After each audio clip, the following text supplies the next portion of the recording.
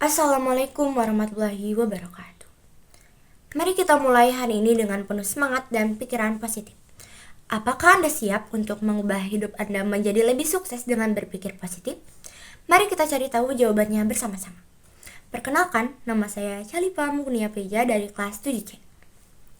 Pada kesempatan kali ini, saya akan mempresentasikan satu tema yang berjudul Positive Thinking.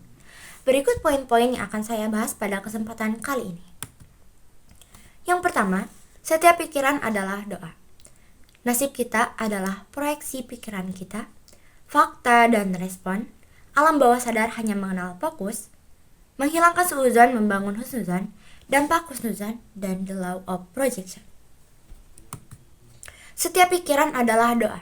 Ya, setiap pikiran adalah doa dan akan menjadi makin tidak sederhana. Karena semua doa akan dikabulkan oleh Allah, baik yang positif maupun yang negatif. Hal ini sesuai dengan sabda Nabi SAW. Inni ildazonni abdi bi. Sesungguhnya aku berdasarkan prasangka hambaku. Setiap pikiran adalah doa, dan setiap doa dikabulkan oleh Allah, baik yang positif maupun yang negatif. Allah berfirman dalam Al-Quran, Ud'uuni astajib lakum. Mintalah kepadaku, pasti akan aku kabulkan. Nasib kita adalah proyeksi pikiran kita. Otak kita sama halnya dengan cara kerja sebuah proyektor. Laptop yang dihubungkan ke proyektor, dan proyektor akan memancarkan cahaya. Cahaya itulah yang akan terlihat pada layar besar. Layar tersebut pastinya menghasilkan gambar yang sama, seperti yang ada di screen laptop kita. Sedetik gambar di laptop berubah, sedetik itu juga gambar di layar akan berubah. Sama halnya dengan otak kita. Otak kita menerima 2 juta informasi per detik, dengan kecepatan yang sangat-sangat mengagumkan. Kemudian setelah diproses di dalam pikiran, otak itu pun memancarkan 60.000 energi berupa pikiran setiap harinya. Maka, nasib kita mirip layar besar sebuah proyektor. Apa yang ada dalam pikiran kita, persis yang muncul menjadi nasib kita. Fakta dan respon. Misalnya, Anda duduk di sebuah kereta. Karena letih bekerja, Anda duduk dengan posisi yang sangat nyaman. Kepala Anda rebahkan ke atas dan tas Anda berada di pangkuan Anda. Saat itu keretanya sepi. Anda bisa duduk dengan tenang. Di stasiun berikutnya, naik seorang ayah dengan 3 orang anaknya.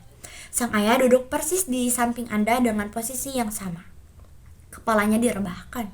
3 orang anaknya berlari-larian di koridor gerbong kereta, berteriak-teriak mengganggu penumpang yang lain, dan Anda terbangun saat tas yang ada dalam pangkuan Anda ditarik-tarik oleh seorang anak. Tiba-tiba Anda sadar akan keadaannya. Anda dihadapkan oleh 3 anak bandel dan 1 ayah yang cuek. Sebenarnya, segala fakta yang ada di kehidupan kita itu tidaklah penting. Yang paling penting adalah bagaimana cara kita merespon fakta itu dengan baik. Bagaimana cara Anda meresponnya? Pilihan sikap yang pertama. Anda melihat sang ayah dan 3 anaknya dengan penuh kebencian. Anda bergumam dalam hati, dasar orang tua gak tahu diri. Di fasilitas publik seperti ini, mestinya dia jaga anaknya baik-baik. Lalu Anda pergi meninggalkan mereka, karena tidak mau terganggu, pindah ke gerbong yang lain dan kembali tidur. Sebenarnya dengan respon yang pertama ini, Anda sedang berdoa agar Anda dijadikan sebagai orang tua yang tidak tahu diri, yang cuek. Na'udzubillahi min dzalik. Pilihan yang kedua, Anda mengonfirmasi pikiran Anda. Anda bangunkan sang ayah dan menegurnya. Pak, bangun, ini anaknya gangguin kami. Kemudian tiba-tiba sang ayah merespon, Duh, maafkan saya. Saya sedang kebingungan, istri saya meninggal beberapa jam yang lalu, tertabrak mobil. Saya tidak punya uang saat ini. Tadi sebelum berangkat, saya hanya bisa dapat pinjaman 200.000 rupiah untuk menebus rumah sakit. Saya sedang bingung, Pak. Pas di stasiun tiba-tiba 3 anak saya sudah ada di samping saya, sehingga tidak mungkin saya tinggalkan. Maafkan saya, maafkan. Pikiran Anda sudah tidak positif, bukan? Ternyata ayah ini bukannya ayah yang tidak tahu diri, bukannya ayah yang cuek, melainkan ayah yang bertanggung jawab kepada anak-anaknya. Ada juga pilihan yang ketiga, yaitu tanpa mengonfirmasi, tanpa berpikir negatif, otak kita sudah dikuasai dengan pikiran yang positif. Alam bawah sadar hanya mengenal fokus. Inginnya sih kaya, tapi fokusnya ke miskin. Inginnya sih lunas, tapi fokusnya ke utang. Inginnya sih hidup bahagia, tapi fokusnya ke penderitaan. Penjelasannya, alam pikiran atau alam bawah sadar kita tidak memancarkan keinginan, tapi memancarkan energi yang kita fokuskan. Yang menjadi doa bukan keinginannya, melainkan yang difokuskan. Yang dikabulkan bukan keinginan, melainkan apa saja yang difokuskan. Itulah yang terjadi. Apapun itu, hanya fokus pikiran kita yang akan naik ke atas langit dan menjadi doa. Menghilangkan suudzon, membangun husnuzon. Langkah yang pertama, paksakan diri untuk selalu berhusnuzon. Terhadap segala sesuatu yang terjadi pada kehidupan kita, paksakan saja untuk keyakinan bahwa itu positif, bahwa itu baik. Hanya ada dua pilihan, positif atau tidak positif.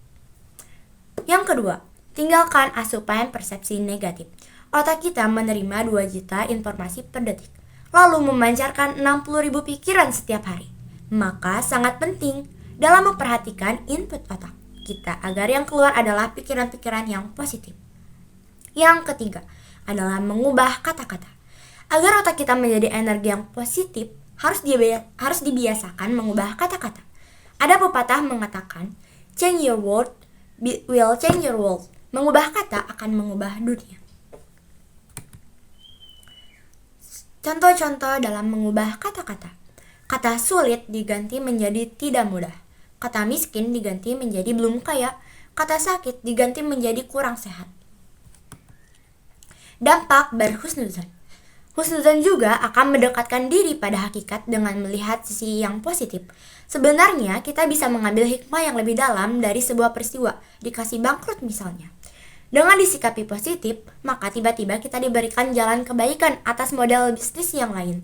Lalu setelah semuanya reda, setelah kita menerima proses kebangkrutan yang kita alami, kita dipertemukan dengan sebuah fakta menarik tentang ayat Al-Quran yang menjelaskan tentang peristiwa kita. Akhirnya kita malah mengenal hakikat peristiwa itu dan mendekatkan diri kepada Allah.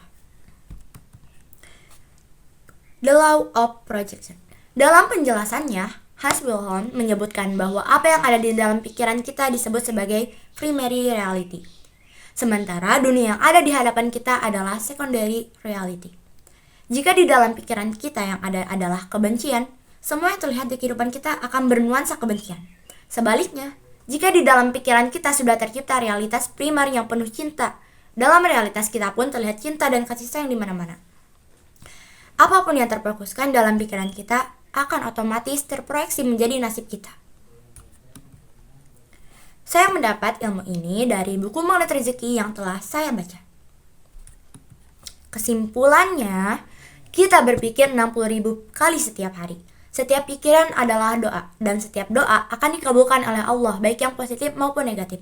Maka, kita sebisa mungkin untuk selalu berpikir yang positif, agar doanya akan menjadi yang nasib kita yang jadi positif. Ada perbedaan antara ingin dengan fokus. Keinginan kita tidak otomatis menjadi fokus yang ada di pikiran. Sementara, yang difrekuensikan adalah yang difokuskan.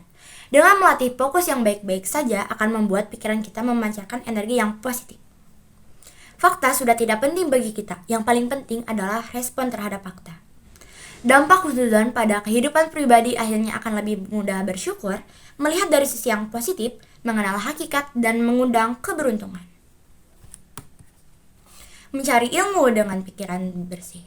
Cukup sekian dan terima kasih. Saya Calipa pamit undur diri. Terima kasih atas perhatiannya. Wassalamualaikum warahmatullahi wabarakatuh.